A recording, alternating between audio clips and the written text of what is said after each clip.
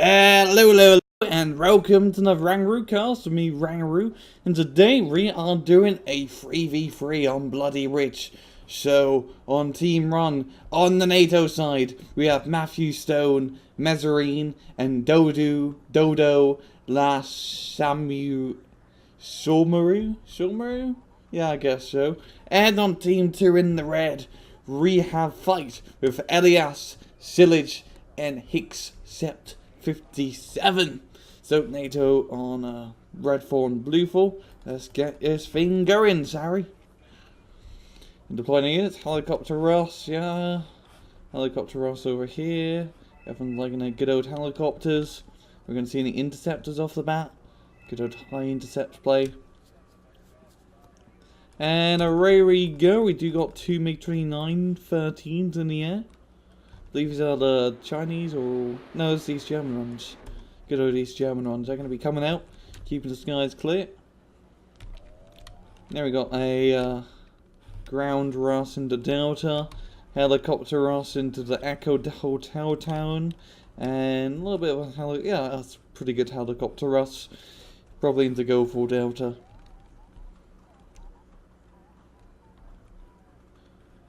And we've got the Mi-25s, they're going to be landing in first, and they are armed to the teeth. So might have a bit of trouble. It's a pretty fair fight with those Lynxes. And they're going to get first shot behind. Oh, but they're messing up behind those 20 mils. Bloody hell. Ate them up for breakfast, but the FJB is deployed, and it does have those Strela 2s. Which aren't too bad at knocking out helicopters. Still a bit pants, and we've got SES down. Both sides using the Jack of all trades Special Forces, FJBs and SAS. Both infantry, both Special Forces unit boasting some sort of manpad. And SAS being a real popular choice for a lot of NATO players. Thanks to just usability. And we've got Mi-8s actually going to be going into Foxtrot. Not the first choice. It's a very open ground. Nice to land ATGM guys in there. You can't really take too much advantage of it. And against spotted by the Black Panthers and the Rolands. And it says it's being popped down one at a time. We've got ground rush. Quite a big ground rush here. Bloody hell. We've got these ZSCs, nice little 20 mils. Very good all-round APC force. And they're going to be rolling into Delta. We've also got some U-Bites and reserve infantry already in here. Fighting the Legionnaires and keeping a reserve bitch and a Mistral. Nothing too much. That up here, it's a pretty fair fight. Slight advantage to Bluefor at the moment, but you have Legions being brought up, and Legions who have those nasty rocket launchers, so they could make things a lot better for them. We got CCCP holding in the middle. We got Foxtrot Point moving up to the enemy tree line. It's a great tree line to have, as it allows you to completely dominate the Foxtrot area, and if you get some ATGMs you can just completely stop anything coming around here. And also you can sort of move up and to go from Delta yesterday, so a very nice point to have. It also allows you to move up in the Echo and Hotel. So Foxtrot's kind of like the crossroads of the map, quite literally. And the Redfor forces, they are moving in. Got the Zanshis with PGGCs, PGZ63 support, and Napalm being dropped. Oh, that's some good old Napalm right on top of the infantry. They're going to be feeling that burn from a mile away. Redfor sort of just holding on to this, like the India Foxtrot town. Got some Commandoses, some FJBs. Nothing really too heavy in there, just some infantry guys and a buck in the back.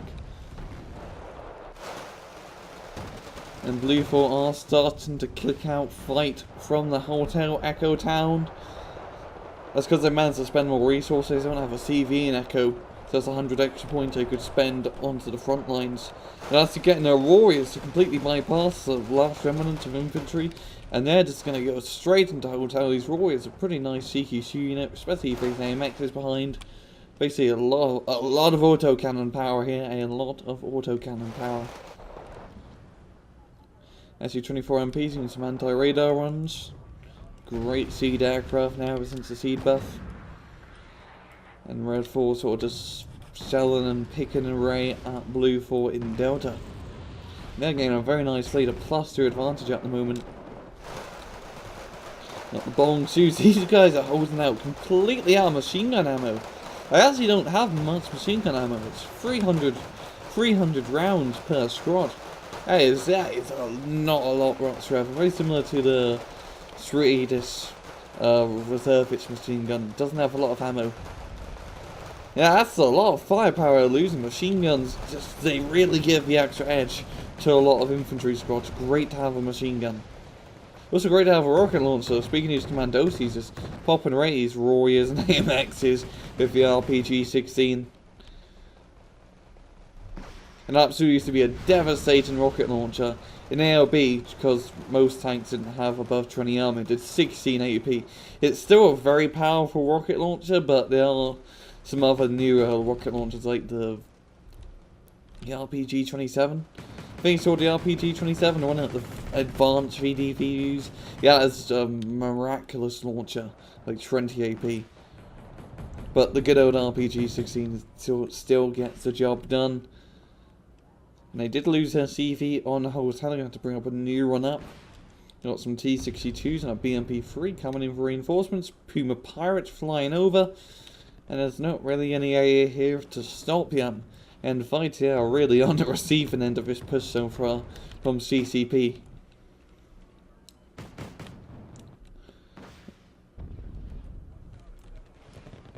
CCP has been they've been very aggressive on the north and sort of in Foxtrot, but their defensive play, especially for all the napalm, really helped them out. As when they moved up Redfor, a lot of the units were pretty closely packed up together. You know, it is a hard thing to spread out units on this ridge, because it's a narrow choke point. Even getting around here is a narrow choke point, so very susceptible to these napalm runs. But once you manage to get your foothold into the town, it usually turns a lot easier. You know, there's still going to be a lot of napalm from the enemy, but having a foothold in the town, you can start pushing them back with the good old infantry. And we've got these Puma Pirates getting into the backside of the enemy. Just hovering around. I've got MiG-23 out. You can do a few strafing runs. An absolute killer from AOB. Used to be a very popular plane with the MiG spam. I just get you could get like 6 of these. And they're like 65 points, a very cheap interceptor. If you get a lot of them, they will completely wreck your F-15s and your Su-27Ss. And Bluefor, CCP, they are making a bit of a push down the valley. There's some AMX Harpoons and AMX-10 RCs. Some very lightly armoured tanks, but with quite nice guns, thanks to a fast fire rate, especially AMX-1390s of 19 rounds a minute, and they got a pretty okay ATGM. Probably the worst ATGM in game, but for 25 points, it's not a bad unit to compensate the gun. It's like an add-on. It's like buy one AMX-1390, get 3 ATGMs. And CCP just slowly but slowly gaining the points. They're early on lead and just managed to push back the enemy. They didn't have India for the longest time fight, allowed CCP to gain this much of a lead. There's a little bit of an ATGM roll back and forth. Nothing really too heavy here. Just like an AMX-1390, some AA guys, and empty Milan. Like, I could easily just get a few tanks and try to roll this. No, because they need to be in an offensive.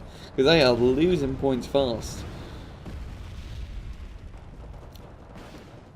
They don't have any defenses really on go for. They have these Sanseas holding out. We was the shiny shock infantry. They're not going to hold out against this tank force in. And if CCP can get some infantry up and to go, try to take advantage of this completely empty sector, they will be good to go. Getting a foothold until the time. We've got some artillery being fired. What do we have here? 2 bloody misters. And what are they shelling today? They're going to be shelling the enemy force a bit. Trying to weaken them up. Heinget and Roland. I see. Was that the Roland? Yeah. Well, that could have been a roll on 3 over here. Yeah, either or. Got some more defenses being poured into hotel. Some cheap flag guys, some cheap tanks, and a couple BMPs in there. You might want to get a CV up here ASAP because that +2 lead, +2 tick on him. Something like 150 points CCP needs. Not the best position.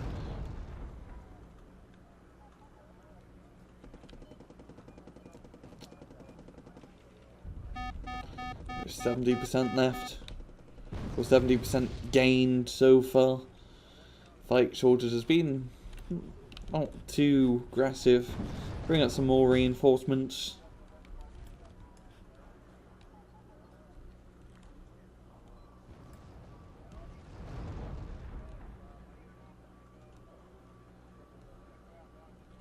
Oh, we got some interceptors. Oh, we got two siege aircraft and 2 napalm bombers. They're gonna be flying over. It seems like he's gonna try and get some of the stuff in Foxtrot. Not much radar AA to really shoot here, yo. Maybe that Flak Panja. Oh, they didn't get the Flak Panja, but did get the Roland 3, and they are dropping in on the Leopard 2 CV. That is a Leopard 2 CV. A very tough nut to crack, but the napalm should sort of scratch his paint job a bit. And they need to move up right now, fight. They have to move up right now. They got some T-72s. Not a bad tank. Well, that's actually a pretty good tank considering what is here. A Milan squad that's starting to get refueled, and an AMX-32. And the AMX line of tanks are pretty weakly armoured, so the T-72s can easily pen through them. They're going to be going through. AMX getting the first shot, but it does miss. It's going to be lining in for the second. T-72's firing back. The Milan F3 do not have line of sight. That tree line sort of blocking their view here.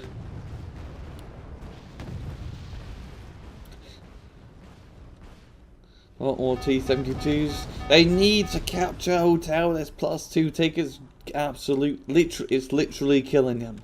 Yeah, +2 tick is literally killing them. A Leopard 1A run.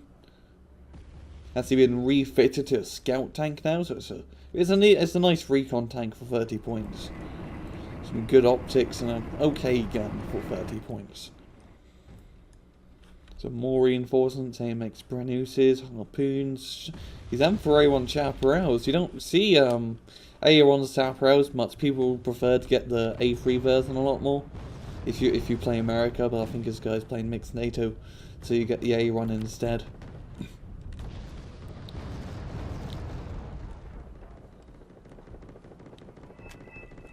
Got some smoke being dropped on the Gopher, and this could be the push to win the match.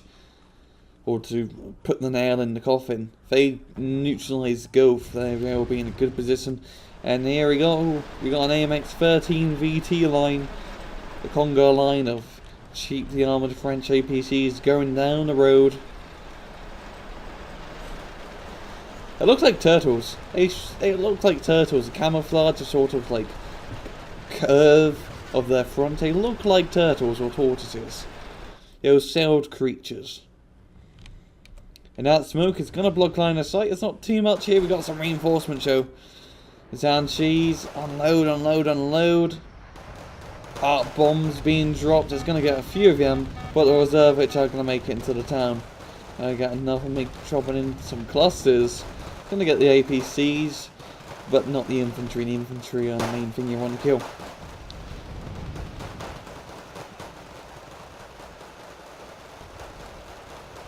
Yeah, reservists is going to eat this up. And if they can move up quickly and to go knock out the CV, that'll be +4 and a very, very quick GG. They still finally bring up a CV in a hotel. A little bit too late, yo. They allowed the enemy to bleed a lot of points onto him. OSU-27 getting a Raphael. Q5 doing a good old strafing run. And just a shot here. Will not go around. But it doesn't matter, they're still gaining +2. Still a lot of points.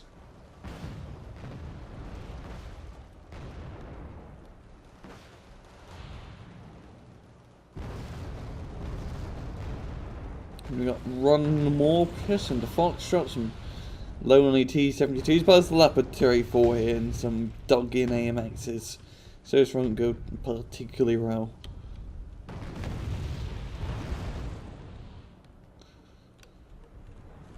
And this will speed us up a bit. I think we all know who the winner is going to be. Some last bombing runs.